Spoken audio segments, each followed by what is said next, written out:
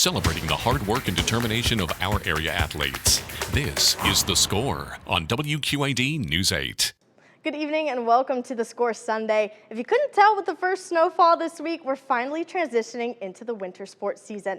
High school football season is officially over for the Quad Cities viewing area, and girls basketball on the Illinois side is in full swing. Boys basketball and girls basketball on the Iowa side will start this upcoming week. Lots of turkey tournaments taking place with Thanksgiving right around the corner. Coming up tonight, we'll show you this week's Minors Major Moments, filled with big moments in college and high school football, girls basketball, and more. Our FCA Story of the Week will feature a player on the Sterling girls basketball team. She's a future Illinois State Redbird and is helping the Golden Warriors off to a great start to their season. And we have some more signings taking place in the Quad Cities. One local school has 23 student athletes signed to further their athletic careers. We'll show you and hear from some of the athletes later on The Score Sunday. But we will start tonight with a football team that's made history. The Milledgeville 8-man football team competed in the state championship game for the first time in program history. They finished the season second in the state. We have some of the Milledgeville football team with us here. We have Carter Livingood, Micah Tom-Smith, and Spencer Nye joining us. So first of all, guys, just what did it mean to you to be able to get to that state championship game? I guess we'll start with Carter over here. It was an amazing feeling. It's something that we've never done before in school history, and we had a very tight team to do it with. We're all best friends. We all know each other, and it was an amazing experience doing it with this group of guys. Yeah, seeing the community come together for this big of a game, it meant a lot. Making the state championship means a lot to the players, the coaches, and our head coach, Jason Roble, had never played in a state championship, and it was like his dream to do it. So any of his dreams become our dreams, and we just want to see him succeed. So it was a team goal for sure to make it there. Yeah, it's just my dad. I think the day of was like my family's a big football family, and he was like, "You were the first ever night to do it," and it just feels amazing. Yeah, and being, you said that you guys are all like best friends. Just what did it mean to you to sort of be able to go through this journey with each other? I think it definitely brought us closer together, as close as we were already. It was an amazing 4 weeks of playoffs, and I couldn't have asked to do it with anyone else. Yeah, I think that was actually the best part of it, doing it with these guys. We've had great teams in the past, being my fourth year of football, but there's no group of guys like these guys, so it just meant a lot making it to the big stage with this group, with this team. I think it was like June 2nd we started our weightlifting program with one of our other coaches, and right from then when we were all in the weight room and just getting along with each other, I knew we were going to do pretty well this season. Yeah, and Micah, with it being your senior year, just getting to this point, was playing in the state championship one of your favorite memories of high school football? Yeah, I don't think there will be any memory that tops that from any high school event. It helps, when your teammates support you through 4 years, but when you make it to the state championship, it's like a whole nother support system. It's like these guys want to see you succeed because they know it's their last game, win or lose, and just playing with them, it meant a lot. Yeah, and I know you mentioned doing it for coach too, just for all three of you, like being able to help your coach get to this point. Just what does that mean for you guys as well, just to, get to that game and make history for him? It was amazing. I mean, Roble's one of my best friends and one of my favorite coaches among any sports. So seeing him with a smile on his face, getting hugs after every big game, just seeing him happy just meant the world. Yeah, he deserves it. He's been coaching since, I think, 2008, and he's coached both my brothers, and just being able to be the one that got him to this game with these guys, it meant a lot seeing him as happy as he was. Yeah, I'm more of an offensive or a defensive guy, and that's his special. So it just making him proud on every game on defense really meant a lot. And I think his dad went to a state championship, or maybe was a part of one for Fulton or Morrison. More Fulton, I think. So that was a big thing for him. Yeah, and Carter and Spencer, you guys being juniors, getting to this point and making history of the state championship, does it make you guys hungry next year to make it back to that same spot? Yeah, well, we got a taste of what a state championship was like, and we came up short, but that's going to set the standard for next year. We're going to want it that much more, and we know that we're capable of it. So it's definitely a possibility to get back there. knowing what it takes to get there. I know how to push the underclassmen and be more of a leader, maybe to get there, rather than I was kind of a junior and a captain on the team, so I was a little quieter. But now I'm a senior, I can speak up and try to push the freshmen, sophomores, and juniors to kind of get there again. Yeah, and what does it say about the Milledgeville football program to be able to get to this point this year? I think it speaks about coaching staff, about community, helping us all get there. We couldn't do that without them at all. And the support that's been shown has been amazing. It hasn't been just players putting in the work, but it's all the film that goes into it, all the drills, all the summer workouts, and coaching staff, and the community is definitely responsible for that as well. Yeah, we have like a 22-man roster, I believe. So our team's a lot bigger than that, though. Our community, our coaches, bus drivers, even like just everybody. It's a team effort, and the state championship wouldn't have been possible without those people that made our season possible. Yeah, it always blows my mind that we're like one of the smallest schools in 8-man, and we have 22 kids on our roster, and we still I wouldn't say we're competitive. We're pretty much competitive every year. Like we can, year in and year out, we can compete with people like Amboy and Polo and all the other bigger schools. Yeah, and just you guys, I talked to you about it a little bit, but ringing the bell. I know the bell has a special meaning to you guys. We talked about it in honor of a student that passed away, you said, in the 90s. So it's been there a while. What did it mean for you guys to be able to ring that bell and know that you're going to that state championship game? Ringing the bell is always an honor, and ringing it that late in the year, that late in November, is something that I haven't done yet in high school. So it was an amazing experience. My favorite part has got to be all the kids lining up to see you and looking up to you and getting the high fives on the way up there. Yeah, it's a great tradition. It's my favorite tradition through high school sports, and like Carter said, it means a lot being able to ring it in late November and seeing all the fans lined up alongside us ringing it. It means a lot. I am really excited for next year. Usually the seniors are at the end of the line, and you get to flip the bell completely, and that is the best moment, best feeling ever when you hear the bell just circle, and it's just amazing. Yeah, well, thank you guys so much for coming on the show today, and congrats again on the historic season. It's awesome that you guys made it to the state championship. Thank you very much. Thank you. Coming up on The Score, it's time for my major moments of the week. I'll show you what sporting events caught my eye this week, next on The Score Sunday. The Score continues on WQAD News 8. Time for this week's Minor's Major Moments. Each week I pick major moments in sports locally to the Quad Cities or nationally to highlight. Let's start with the Sterling girls basketball team. Girls basketball on the Illinois side has completed the first week of the season. The Golden Warriors taking part in the Geneseo Thanksgiving tournament. Sterling won first place in that tournament. The Golden Warriors are 4-0 on the season. Congrats to Sterling on the tournament win and the great start to the year. Our next major moment is one we've already touched on, but it's too big not to mention again. The Milledgeville football program made it to the state championship for the first time in program history. The Missiles finishing second in the state in 8-man football. It's the first time Milledgeville has made it past the second round of the 8-man playoffs. A big feat for the Missiles. Earlier we heard from the players on the team. Let's hear what head coach Jason Roble has to say. My message was they should still be proud. It was a hard-fought game. Amboy's a really good football team. I thought we fought the whole way through. It was still a phenomenal season. We're a small team, and we came down here and represented our community well. Milledgeville finishes the year with an 11-2 record. Congrats again to the Missiles on all their season accomplishments. The next major moment is about a clearly cloudy quarterback situation at Iowa. The Hawkeyes had a lot of confusion surrounding their quarterback spot this week.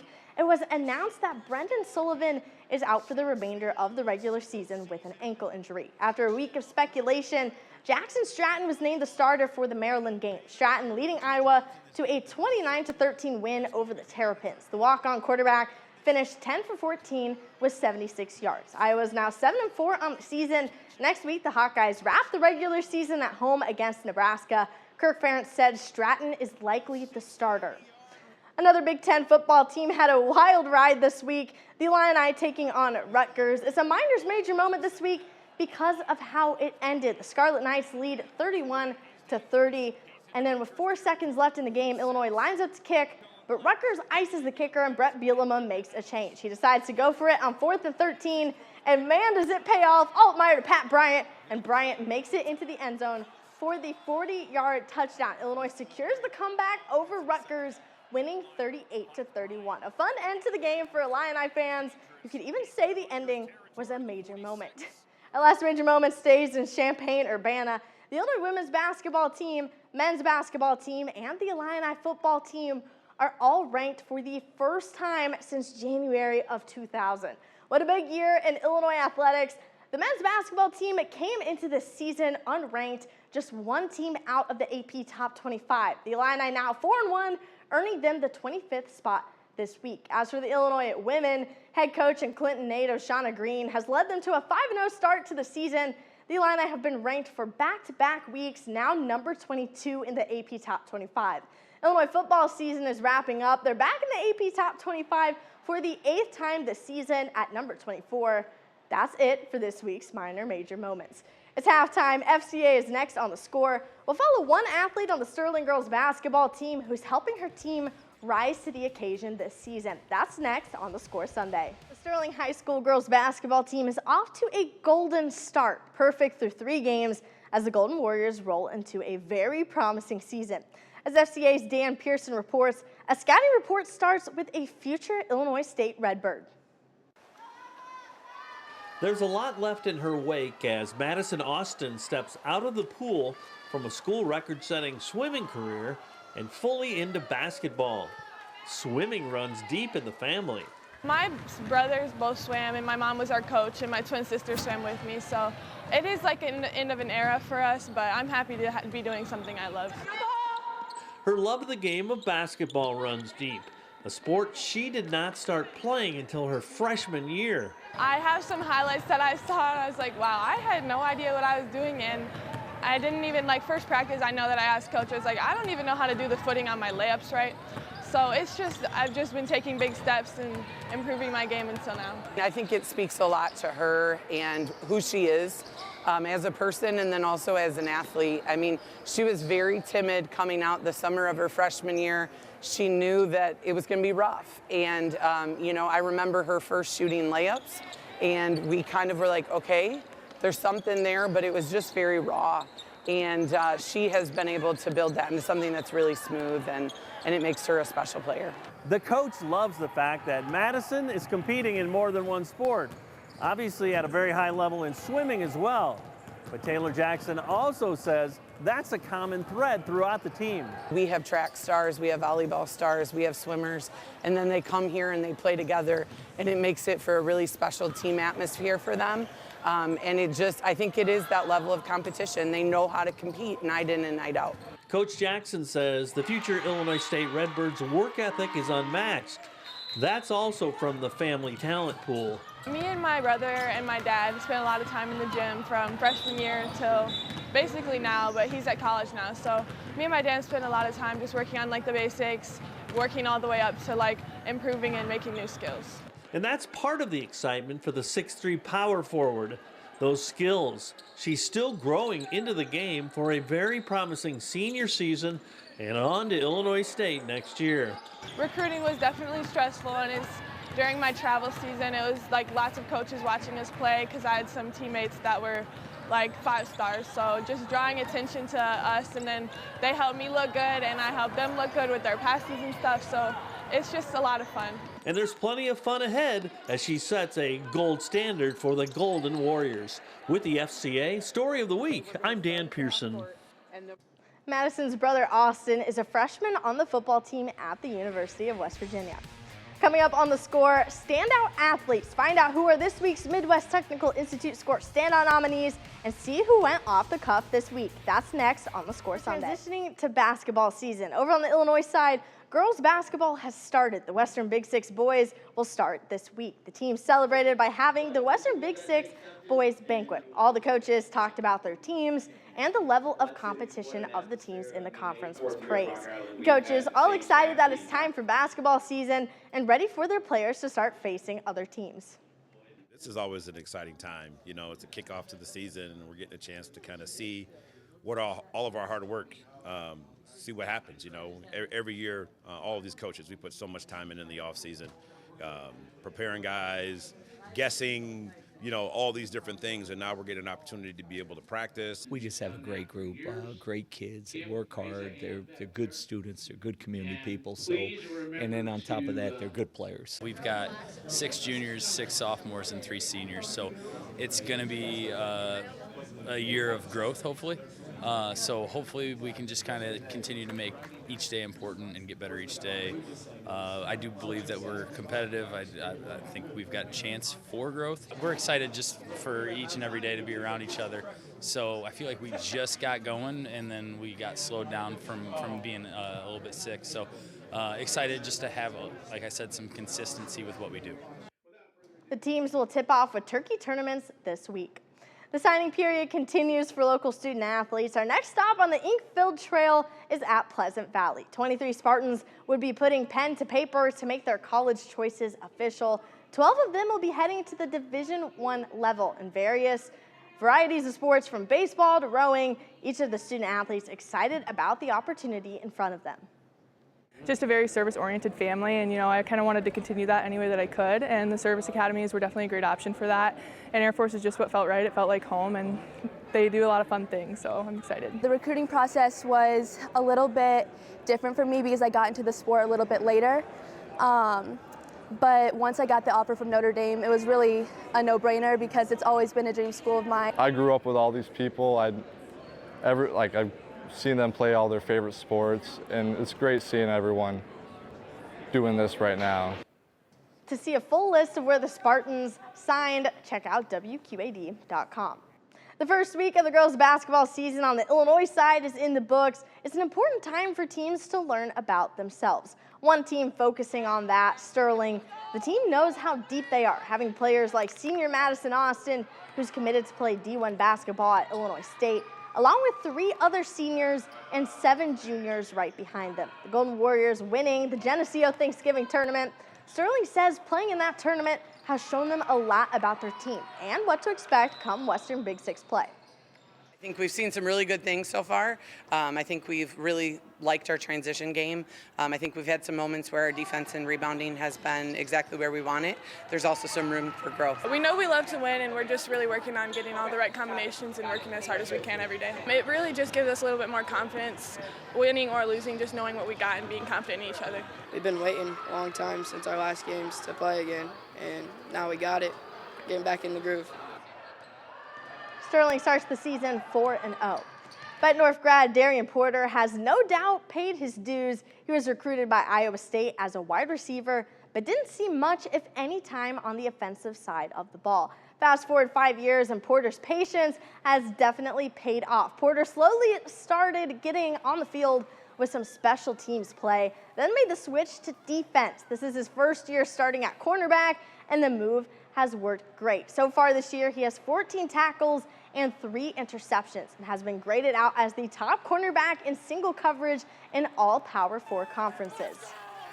As you saw him start to excel on special teams, you're like, geez, what else can this guy do at a really high level for our football program? And that's really where that journey started. And then for him to, patiently grow into this elite corner, it's been really rewarding because, again, that's football. I think and you have to figure out who's willing to pay the price to become great. And I think Darian's just such a great example of that in this program. And Porter and his Iowa State teammates will host Kansas State for their final game of the season on Saturday. It's a 6:30 kickoff on Fox.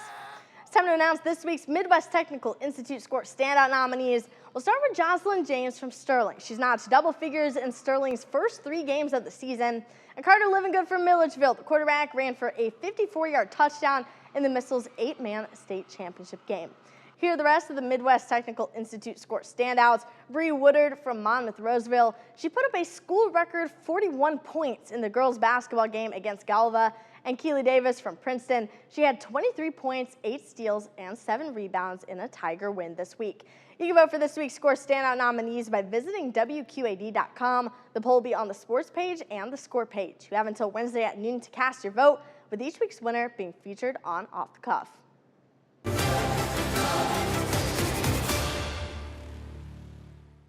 Time to go off the cuff with this week's Midwest Technical Institute Score Standout winner. It's Carson Loggy, a senior here at North Scott High School. And Carson, what's it mean to you to be a Score Standout winner? I mean, it means a lot. I mean, it really shows how much support we have in the community to be able to win it. I mean, especially like with all the other standouts that there were, really good stat lines. I mean, it means a lot to have a supporting community. You may not have won it all this year, but what does your senior season on the football field mean to you? It's a great feeling. Like, obviously we wanted to win it all, but we had a great season and we proved a lot of people wrong and kind of showed who we really were. So. When you're not playing sports, what are some of the hobbies, what are the things you like to do? I like to fish, I like to golf and play pickleball with my friends. Okay. So. Your biggest fish that you've caught? One time I was out at Lost Grove, kind of 10 minutes away down the street, but I was throwing a crankbait and it was really weedy, pulling up weeds every cast, and I ended up hooking into a muskie about 25 inches. So if you could have any superpower, what would it be and how would you use it? I'd probably do teleportation. Okay. Save a lot of travel time, nice and efficient. Is there any specific place you'd go to? I can go on vacation a lot. Okay, so then where would your favorite vacation spot be? Probably like a golf trip somewhere warm, or a fishing vacation. Would be kind of cool. So you've mentioned golf twice now. Favorite golf course to play here in the Quad Cities? I love playing Glenn's Creek, so shout out to Glenn's Creek. Yeah. Favorite club in your bag? Driver, for sure. Driver, yeah. Are you down the middle, or are you kind of spraying it all over the place? We got a little power fade going, but I like to get some distance. So you got baseball left. What's your hope for your baseball season this year? I mean, our two goals every year are to win the MAC and qualify for state, so we just fell short, one game short of each of those last year, so kind of have a little chip on our shoulder going into this season, so it'll be nice to kind of avenge that. Perfect. Carson, thanks for going off the cuff. Yep, thank you. That is our show for tonight. We'd like to thank you for watching, and we hope to see you next week for the Score Sunday.